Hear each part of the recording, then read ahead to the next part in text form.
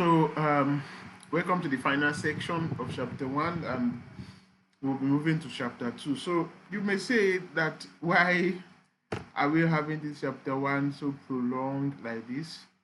Um, so, that's because once you get your chapter one correctly, then you can be so sure that every other chapter will follow suit, right? And it's also in a bit to show you that there can be mistakes. Uh,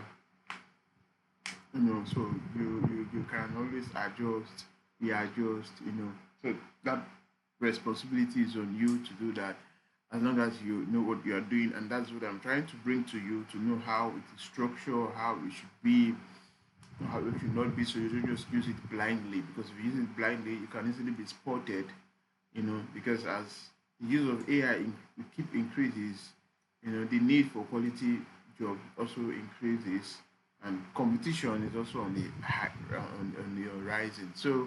Uh,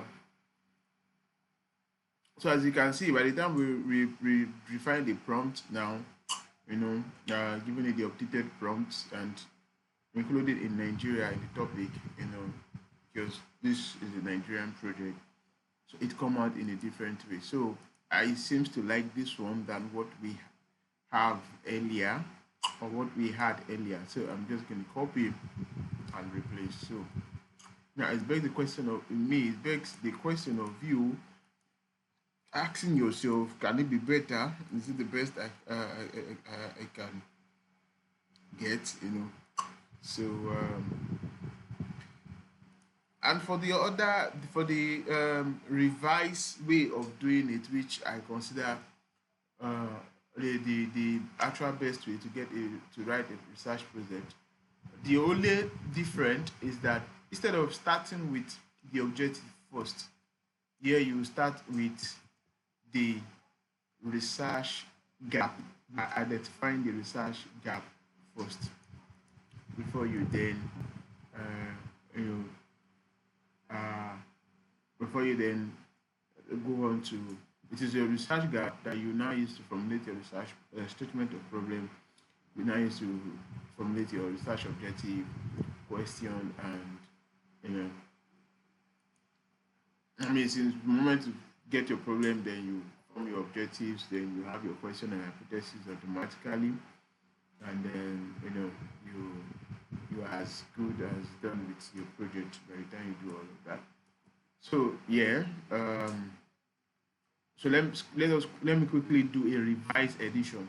So for the revised edition, I will basically just do it by starting with identifying the research gap, then moving on to doing the using the research gap to to formulate a research problem.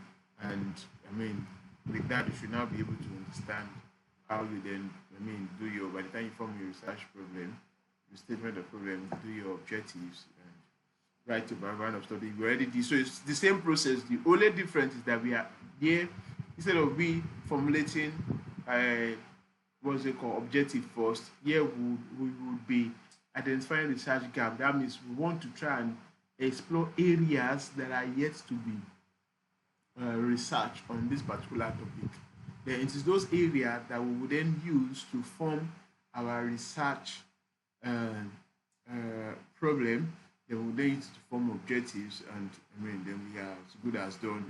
Following in line with what we did earlier. So what we did right now is not to say it's wrong. It's not wrong. It's equally right. So I'm just saying, depending, on the what's it called? The nature of your research. How rigorous is expected. Is expected to be.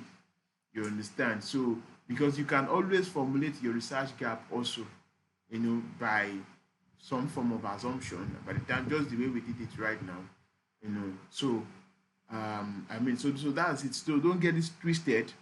Don't take it as one is right over the other.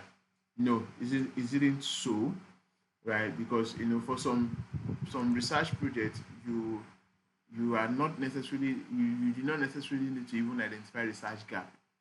Of course, there will be need to justify it, but you can always come up with any form of observation, as the case may be, to justify the need to carry out that research. So, that being said, let's get started. You know, with the revised version of doing of doing your chapter one by starting with research gap.